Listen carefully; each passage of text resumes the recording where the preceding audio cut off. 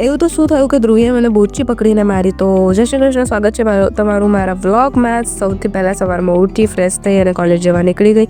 પણ કોલેજ જયા પહેલાં અમારે કામ હતું, તો કામ ખતમ કરવા ગયા. પહેલાં સ્ટેશનરી શોપમાં ગયા, કારણ કે જૂના વર્ષની જે બુક્સ પડી હતી આપવાની હતી અને પછી નવા સેમિસ્ટરની બુક્સ લેવાની હતી. તો અમે એ કર્યું અને પછી કોલેજમાં પહોંચી ગયા. મારીને નેહાની થોડીક બબાલ થઈ ગઈ, હસી લીધું, ઝઘડો કરી લીધો.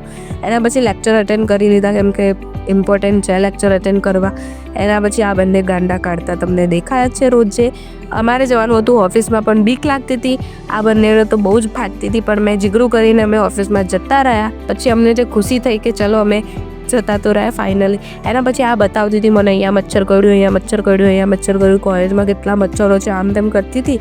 અને જે થયું હતું એ વસ્તુ એ હતી કે મને થઈ છે શરદી ઉધરસ અને મેં ચોકલેટ ખાઈ લીધી હતી. તો મને ધ્રુવ એવું કહેતી હતી કે તું ચોકલેટ ના ખાઈશ, તારી તબિયત સારી નથી. પણ હું માનતી નહીં, હું તો કોઈને માનતી જ નહીં. પણ પછી એને મને સમ અપાવડાયા અને પછી એને મને ચોકલેટ થૂકાવડાવી કે તું થૂકી દે. એનું મનાવડાવીને જ માની છે એ છેલ્લે. એના પછી અમે ફૂલ રેકેટ રમી લીધું, થોડી વાર માઇન્ડ ફ્રેશ કરી લીધું. પછી લાગી હતી ભૂખ, એટલે અમે લોકો ખાવા જતા રહ્યા. પણ મને શરદી ઉધરસ થઈ ગઈ હતી, તો હું કન્ફ્યુઝ હતી કે શું ખાઉં. એના પછી અમે આની જોડે કસમ લેવડાવતા હતા, કારણ કે આ છોકરાઓને બહુ જ ઝાંખે છે. તો અમને એ વસ્તુ ગમતી નહીં, એટલે અમે એને કસમ લેવડાવી કે આજ પછી તું છોકરાઓને જોઈશ નહીં. પણ આ માને ના માને. એના પછી આને સેન્ડવિચ મંગાવી અને આ એ બંને એકલાએ ખાધી, મેં તો ખાધી જ નથી. એના પછી આ પેલી એની જોડે હેરાન કરતી હતી મારું તો આતે, પણ એનાથી કશું થયું નહીં, થતું બી નહીં. અને એના પછી ગપ્પા મારતા મારતા આ બંને નીકળી ગયા ઘરે જવા. જો કે હું બી નીકળી જ ગઈ હતી.